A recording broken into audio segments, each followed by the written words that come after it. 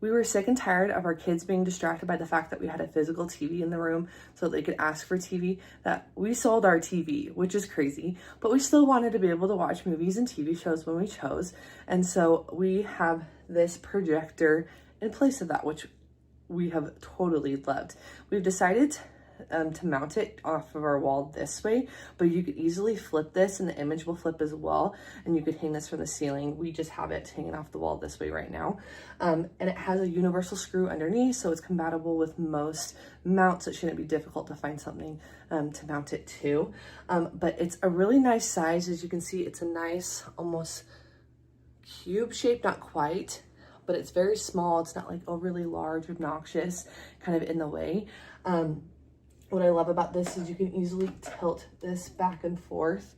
So again, just to get that perfect image, to figure out how you want it, you can move that back and forth. You can also move this side to side if it's on a mount or whatever.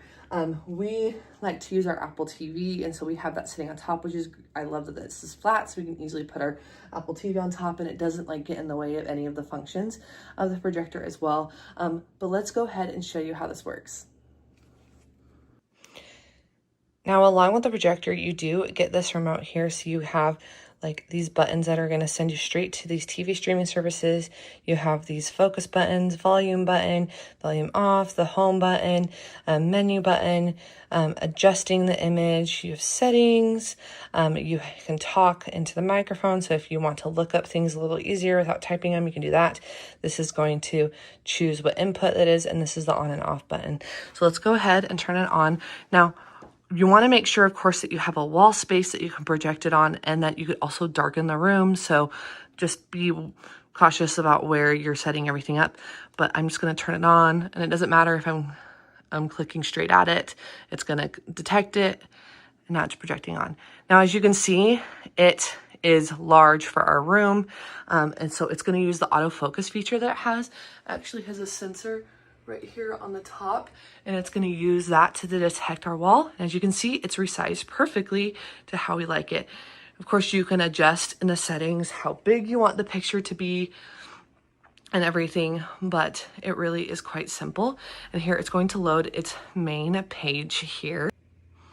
Okay, it's loaded now. As you can see, you have so many already preloaded apps here.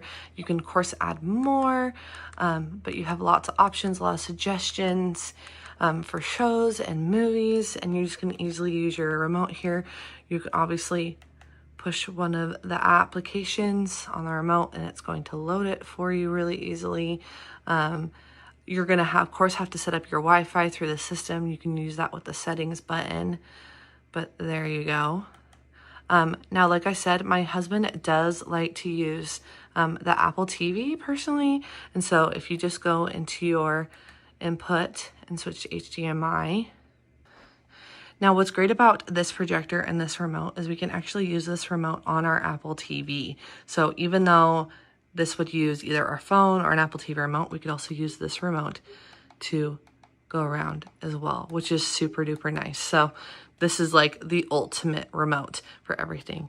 And then of course you can switch back. You could also plug in a USB. So if you want to project something on a different device or on the saved file, you could do that as well. But this is such a nice option to either improve your ability to watch TV shows or movies, or maybe just do it differently like my family has decided to do. But I would highly suggest this projector with its corresponding remote. This is such a great option.